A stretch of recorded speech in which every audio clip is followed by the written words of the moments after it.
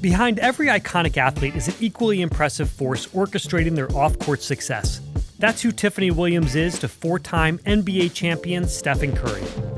She's the COO of 30 Inc., Curry's holding company comprised of businesses in media, beverage, and nonprofit. Her directive is to realize Steph Curry's business vision and keep those businesses thriving while he's on the court. But earning that level of trust didn't come easy. Tiffany's journey began at the front desk, working her way up until she caught the eye of the basketball icon. Here's how Tiffany Williams made herself indispensable.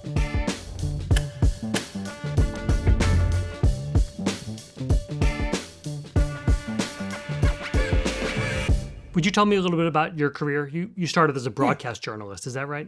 Yes, that was my major. Quickly realized that I get very nervous and don't like to be in front of the camera. You're doing great. I would never know that. So I started doing a lot of PR internships, interned for the 49ers, interned for entertainment firms here in the Bay Area. But my first job was working at the Warriors part-time as a receptionist. How did you move from that into I think your first role was a business development role? So I think I was probably in the making that $10 an hour for about 2 weeks. They asked me to go full time, and at first I said no. I did. I was interning for the 49ers, and I was like, so I don't think I really want to be a receptionist. I wanted to see what else was out there for me, but I was also getting this pressure from my dad to get a job. And so probably after like a month or two, I went back and I said, if the position is still available, I'll take it. And I probably did that for maybe 4 or 5 months, and a position became available in the business development department. And I applied for that and got the job. Did you know that was the area for you? How did you make that jump? Working with the Warriors for those couple months, I had, really paid attention to, because that was my next goal. It was like, well, if I take this full-time job, maybe there's something else will become available. So I started kind of looking and talking to people, seeing what each department did. And I really did like the business development department. So when that position came available, I was like, oh, I have to get this. So I talked to everybody who, worked in that department and got some insights and tried to make them love me. And hopefully that would give me a foot in to get the role. And I did. Tiffany spent a decade with the Warriors, jumping from business operations to player development to director of special events. Part of her job was to organize events for the team, which included Curry, community outreach, celebrations, parades, as well as working with the companies endorsing the athletes. It was her opportunity to ask him questions about his vision and then act on it. And when it came time for Curry to build his business, he tapped her in. She quickly worked her way up to COO.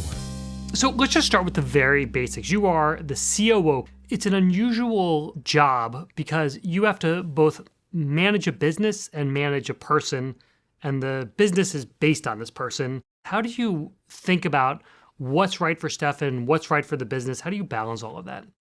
Yeah, so we start with Stephen taking his goals and his vision and breaking that down into each business unit. For SC30, that may look like, what brand partners are we working with? Are we expanding this year? Taking the things that he finds important and then putting that into our business strategy and expanding upon it.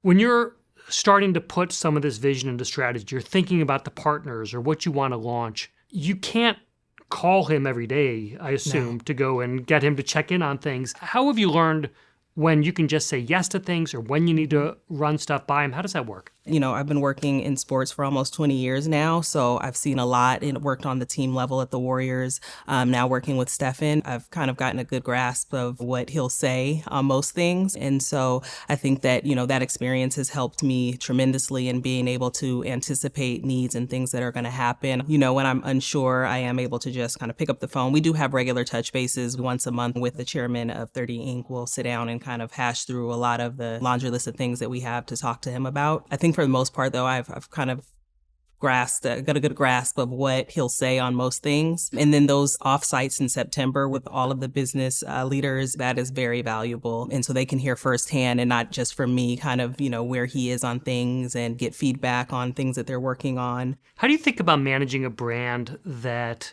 where there's sort of a lifespan of an athlete? There'll only be certain amount of years that Stephen is on the court. How do you think about what you need to accomplish now, or what happens when at some point he decides to retire, or if he gets injured?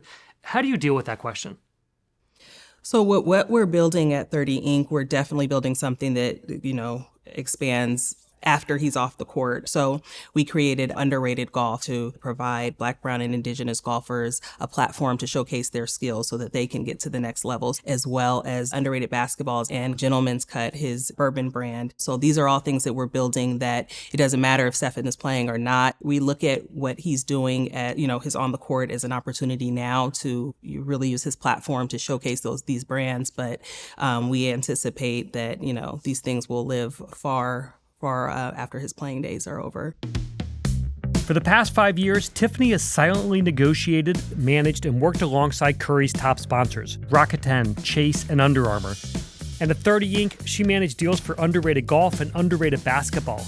You must have people who come to you and say, I want to do what you're doing. What kind of career advice do you give? My advice would be to, even starting from when you're in, high school and college, value your relationships and really make sure that you use those, collect mentors like I have through those relationships, but keep in touch, because those relationships that I've built through the years, including the one with Stephen when I was a ops manager at the Warriors, have helped to lead me to being in the seat that I sit in today talking to you. So really value your relationships. But what does that mean, to value a relationship? How do you keep up a relationship? Do you have any advice there? I myself check in with people, kind of let them know, how I'm doing or what's going on. So kind of bringing them along with me in my career journey and finding those opportunities where you can work together or support one another. Those are the things that have really helped me. Here's what stood out to me. Tiffany's job is definitely unique. It is not just about building a business. She's also safeguarding an icon's legacy. Yet the idea of being someone's number two is vital in any industry.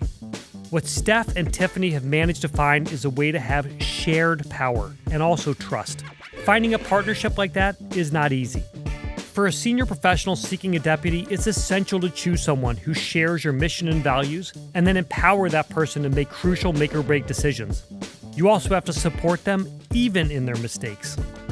For those who are aiming to become indispensable, trust is earned through loyalty, through hard work, and consistent results. We talk more about finding a dependable work partner on the This Is Working podcast. Meanwhile, tell me, how do you make yourself indispensable at work? You can let me know in the comments.